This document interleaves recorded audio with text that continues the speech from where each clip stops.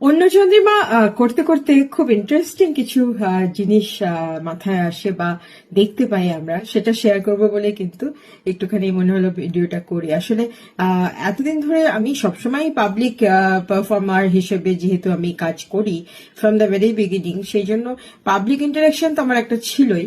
কিন্তু অন্য চন্দ্রিমা কিন্তু আলাদা একটা ব্যাপার। অন্য চন্দ্রিমা তো আসলে নিজের বাড়িতে বসে আড্ডা, এটার সাথে অন্য স্টেজ বা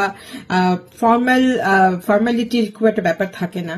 এটা খুব পার্সোনাল এবং অপূর্ব সুন্দর একটা কমিউনিকেশন তৈরি হয় দুজনের মধ্যে। এই যে পুরো বিষয়টা, সেটা আমাকে খুব অ্যাট্রাক্ট করে। আর প্রত্যেকটা মানুষ তো আমরা আলাদা, এই আলাদার মধ্যে যে একটা কোথাও যেন মনে হয় যে একটা কমননেস আছেও, সেটাও কিন্তু অনেক সময় মানুষ হিসেবে আর কি আমি বলতে চাইছি, সেটাও বোঝা যায়। কিন্তু না, তার থেকে বড় কথা হচ্ছে যে থট প্রসেস আলাদা।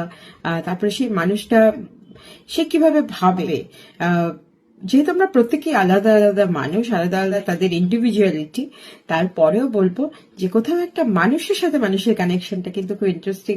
এবং অন্য চন্দ্রিমা দিন দিন এত সুন্দর হয়ে উঠছে, প্রত্যেকের মুখে মোটামুটি শুনতে পাচ্ছি, সেটা আমাকে খুব ইন্সপায়ার করছে। আর তার থেকে বড় বিষয় হচ্ছে যে তোমরা অনেকেই জানাচ্ছ যে অন্য চন্দ্রিমা খুব ভালো, কিন্তু সাবস্ক্রাইব করছো কিনা সেটা বুঝতে পারছি না, কারণ সাবস্ক্রিপশন কিন্তু অতটা বাড়ছে না। কিন্তু প্রত্যেকের মুখে অন্য চন্দ্রিমার কথা শুনতে পাচ্ছি, সেটা এখন ফেসবুকে রিলস এর মাধ্যমে হয়তো হবে, if I am not wrong. কারণ এখন তো মানুষের ধৈর্যটা খুব কমে গেছে, তো পুরো এপিসোড দেখে কি না, কতজন দেখে সেটা আমি জানি না। তবে যেটা হয় সেটা হচ্ছে যে ওই রিলস দেখে কিন্তু মানুষ খুব রিলেট করতে পারছে অন্য চন্দ্রিমাটা কেমন।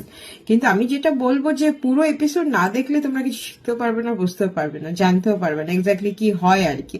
এই যে বাড়ি বসে আড্ডার মধ্যেও এত অপূর্ব সুন্দর সবকিছু হয়, সেটা খুব ইন্সপায়ারিং। আমার মনে হয় এটা অনেককে অনেক রকম ভাবে সাহায্য করবে অন্যভাবে ভাবতে।